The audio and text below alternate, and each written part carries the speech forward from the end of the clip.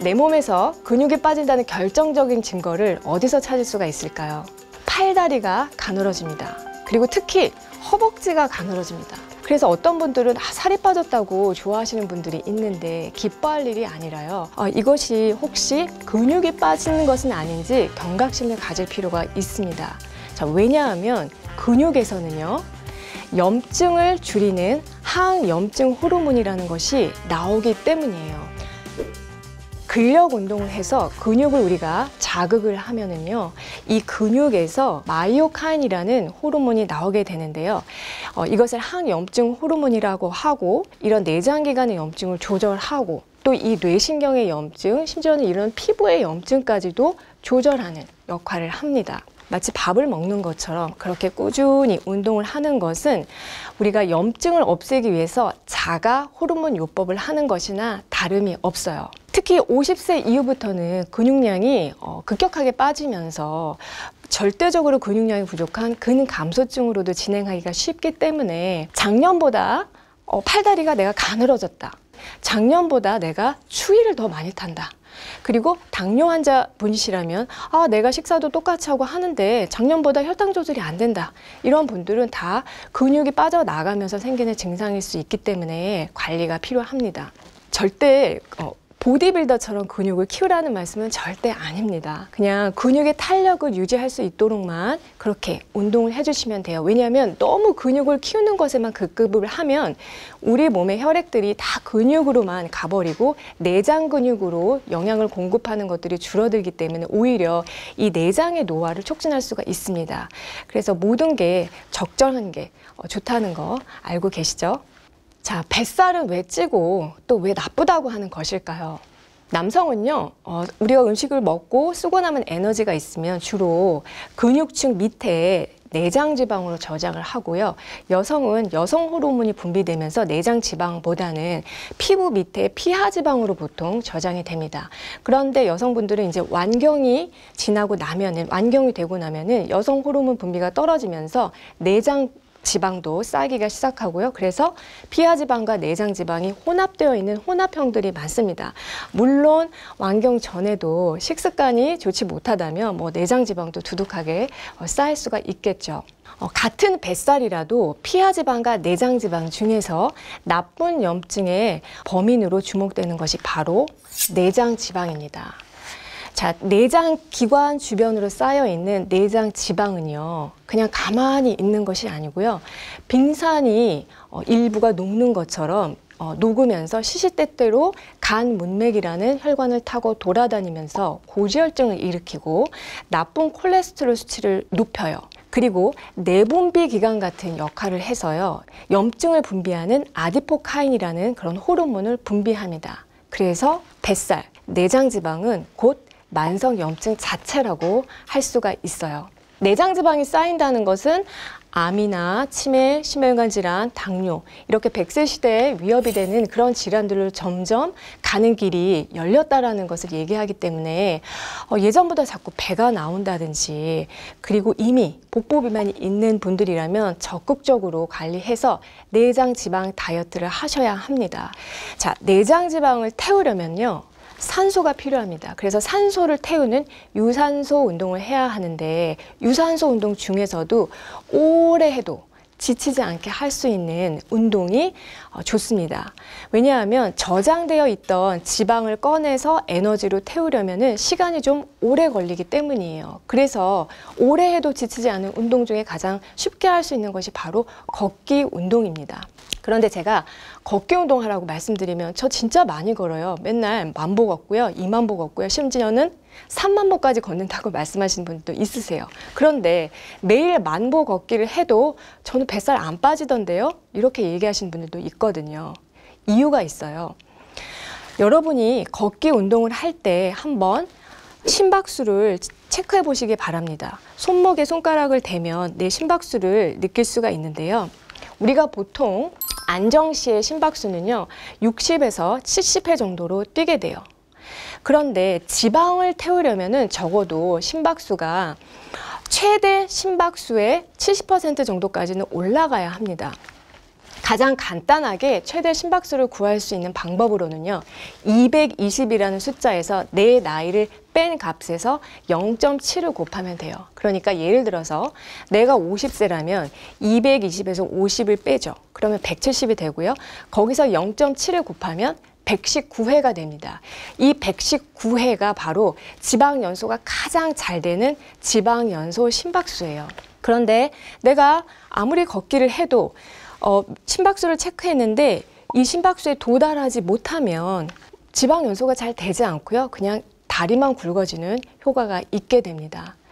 이 정도는 내가 직접 심박수를 체크해봐도 알 수 있지만요. 걸었을 때 만약에 옆 사람이 있다면 그 사람과 편안하게 호흡을 하면서 대화가 되지 않는 정도의 그런 운동 강도를 얘기해요. 그러니까 약간 숨이 차서 대화가 자꾸 끊어지는 거죠. 자, 우리 몸에서 노폐물이 배출되는 통로는요, 딱 세 가지인데요. 대변, 소변, 그리고 땀이 있습니다. 그런데 이것들은 다 물이 있어야지만 가능한 거예요. 그래서 우리가 충분히 물을 마셔야 노폐물이 잘 배출이 될 수 있고 잘 나가야 또 좋은 영양분으로 잘 채울 수 있습니다. 그래서 나가고 채우고 나가고 채워지고 이런 사이클이 잘 돌아가면 신체의 흐름이 굉장히 원활해지겠죠. 살이 잘 찌지 않는 체질로 바뀌게 됩니다. 그리고 또 한 가지, 물은 여러분 칼로리가 어떻게 되죠? 0칼로리입니다. 그런데 그 0칼로리인 물을 마셔도요, 우리 몸에 들어오면 대사가 되어야 되기 때문에 우리 몸은 또 칼로리를 쓰게 되죠. 그래서 물도 먹고 살도 빠지는 다이어트 효과를 극대화하는 그런 효과가 있습니다. 그래서 다이어트 기간 중에는 특별히 물을 좀 더 자주 섭취하시는 게 좋습니다. 세 번째는요, 흰 쌀밥을 현미밥으로 바꿔주셨으면 합니다.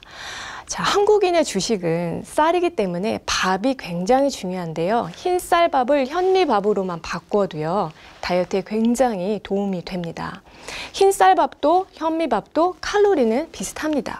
그런데 문제는 우리가 먹었을 때 혈당이 얼마나 빠르게 올라가는지를 나타내는 수치인 혈당 지수라는 것이 있는데, 흰 쌀밥은 혈당 지수가 70, 현미밥은 혈당 지수가 55. 많은 차이가 나죠. 현미밥은 혈당 지수가 굉장히 낮습니다. 아까 혈당 지수가 높은 음식을 먹으면 인슐린이 많이 생겨나면서 살이 잘 찌는 체질로 변한다고 말씀을 드렸어요. 그래서 이렇게 밥을 현미밥으로만 바꿔도 도움이 되고요. 그리고 현미는 굉장히 꼬들꼬들하기 때문에 오래 씹어 먹게 되고요. 이로 인해서 식사 시간이 길어지는데 20분 이상 천천히 식사를 하게 되면은 20분이 지난 시점부터 우리 몸에서는 포만감을 느끼게 하는 호르몬이 나오게 됩니다. 그래서 식사도 천천히 하는데 도움이 되기 때문에 좋고요. 만약에 소화 기능이 약해서 현미밥이 소화가 좀 어려우신 분들이 있다면 처음에는 흰쌀밥과 현미밥을 같이 섞어서 이제 드시는 방법도 좋고요. 그리고 현미쌀 중에서는 바라 현미를 한번 시도해 보시는 것도 좋겠습니다. 자, 네 번째는 소식하셨으면 합니다. 밥을 먹는 유형을 보면요, 밥을 많이 먹는 분들이 있고요. 밥은 적게 먹고 반찬을 많이 드시는 분들이 있습니다. 여러분은 어떤 타입이신가요?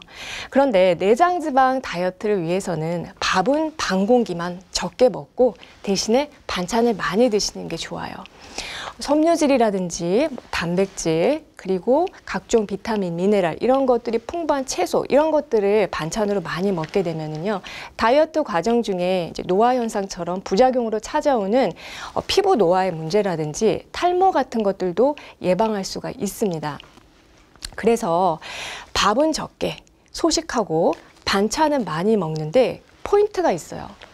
반찬은 내가 그냥 맨입으로 먹어도 될 만큼 싱겁게 드셔야 합니다. 밥은 적게 먹으면서 반찬은 짜게 먹으면 몸에 부종이 생기고요. 그리고 원래 혈압이 있던 고혈압이 있던 분들은 혈압이 더 올라가는 부작용이 생길 수 있습니다. 다섯 번째는 단백질을 충분히 섭취하셔야 합니다. 식사를 하고 났는데도 돌아서면 배고프고 이렇게 자꾸 허기가 지죠? 이런 말씀을 하시는 분들이 계신데요. 내가 만약에 평소에 밥을 먹고 나서도 허기가 자주 진다면 식단을 한번 점검해 보셔야 해요. 주로 이런 분들은 단백질보다는 밥, 빵, 면, 떡 이런 탄수화물을 좋아하시는 분들이 많고요. 탄수화물 위주의 식단을 하게 되면은 이렇게 금방 허기가 지는 경우가 많습니다.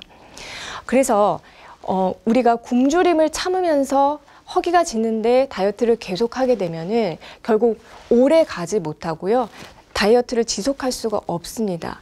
이러기 위해서는 단백질을 꼭 챙겨주셔야 되고, 그리고 또 한 가지 이유는 다이어트를 하는 과정 중에서 체지방은 빠져나가고 근육은 빠져나가면 안 되기 때문에 근육의 원료가 되는 단백질은 충분히 섭취를 해주셔야 되는데요.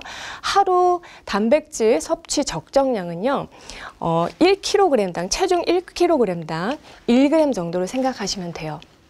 그러니까 만약에 내가 체중이 60kg이라면 하루에 적어도 한 60g 정도의 단백질은 섭취를 하셔야 한다는 거죠. 그런데 많은 분들이 이제 식사하시는 그런 패턴을 보면은 그냥 이제 평일에는 밥, 반찬, 나물 위주의 식사를 하시다가 주말에만 고기를 맨날 먹는다든지 이렇게 단백질을 한꺼번에 드시는 경우도 많은데요. 가장 효율적인 단백질 섭취를 위해서는 평소에 매일 맵기, 두부라든지 콩, 계란, 그리고 뭐 닭가슴살 같은 이런 단백질들을 나눠서 섭취하는 것이 가장 효율적으로 우리가 단백질을 흡수해서 쓸 수 있는 방법이에요. 내장지방 다이어트 10계명 중에 6번째는요. 저녁 식사는 반드시 가볍게 하셔야 합니다.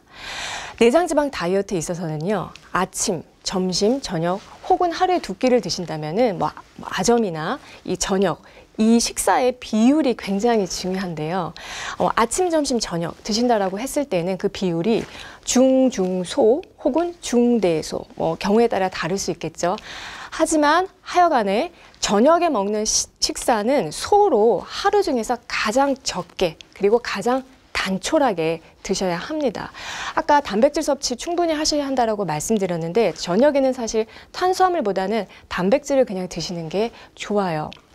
저녁에는 모임이 많고 또 약속도 많아서 기름진 음식들을 많이 먹게 되고 여기에 술까지 곁들여서 먹는다면은 뱃살이 정말 야금야금, 내장지방이 야금야금 찔 수밖에 없겠죠.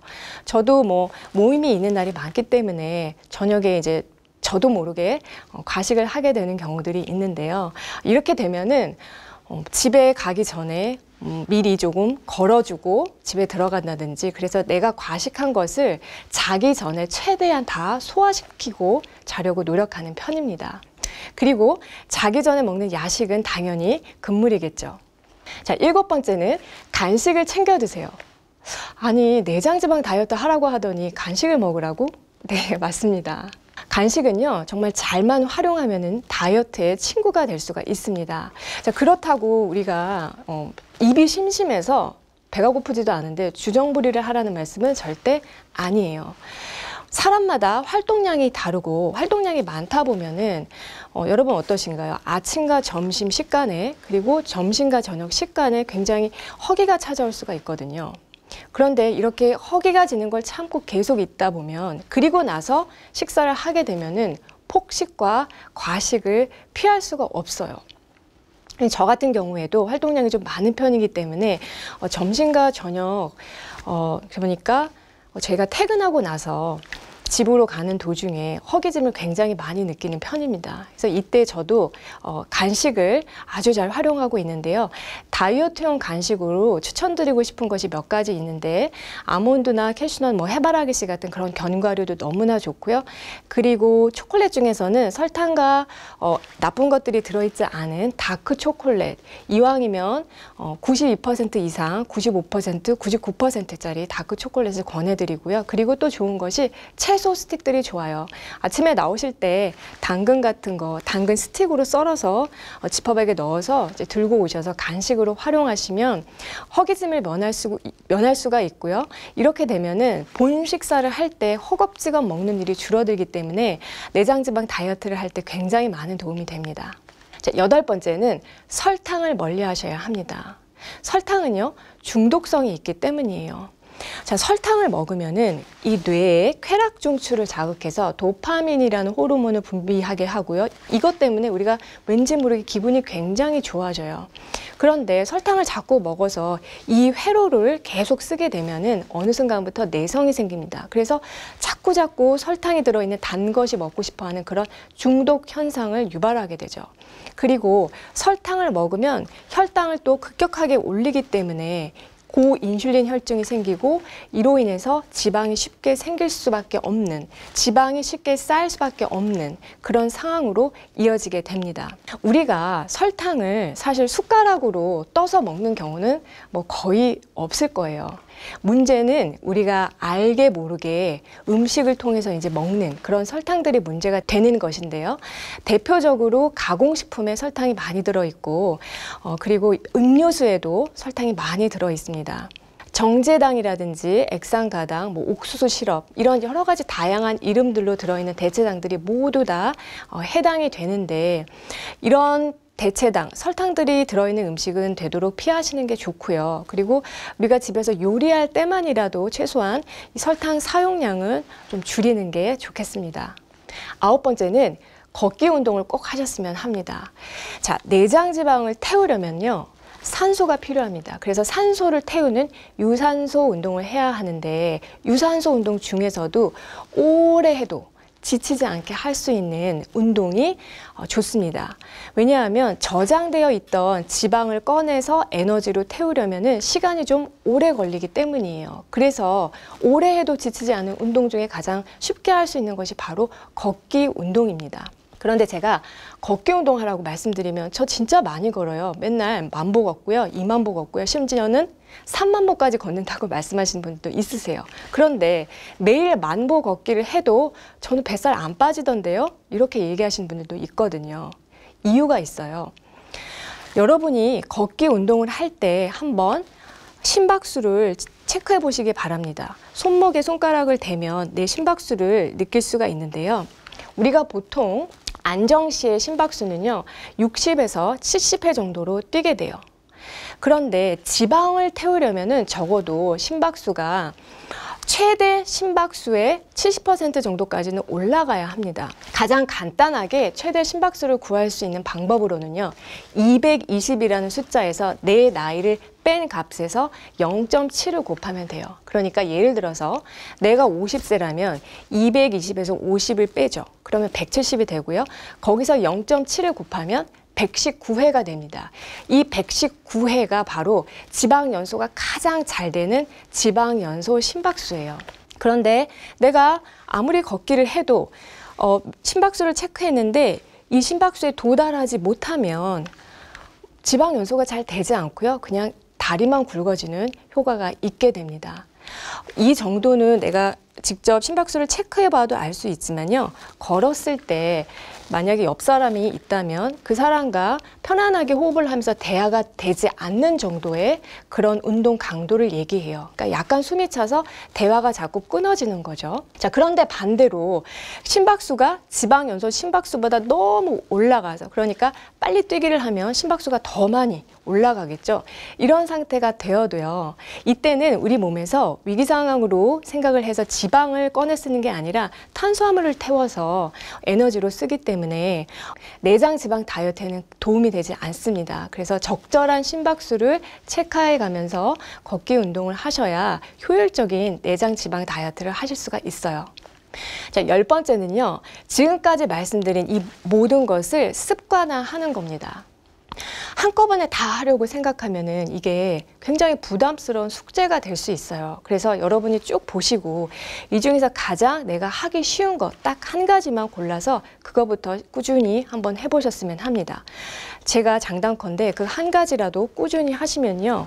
어느 순간부터 아침에 일어났는데 몸이 굉장히 가볍다든지 피부가 굉장히 밝아진다든지 왠지 모르게 기분이 좋아지고 활력이 좀 느껴진다든지 이런 굉장히 기분 좋은 변화들이 몸에 찾아올 거예요. 그러면 내가 기분이 좋아지기 때문에 이제는 처음에는 위기의식 때문에 내가 내장지방 다이어트를 시작했지만 어느 순간부터는 더 이상 숙제가 아니라 나를 돌보는 습관이 됩니다. 마음가짐이 달라지는 것이죠. 지금까지 알려드린 내장지방 다이어트 10계명 꾸준히 한 가지씩 실천해 보셨으면 하고요. 내 몸과 마음이 건강해지는 그런 변화와 기쁨도 같이 느껴보셨으면 합니다. 영상을 보시는 모든 분들이 염증에서 해방되시길 바라는 그런 마음이고요. 저희는 또 건강한 모습으로 다음에 뵙겠습니다.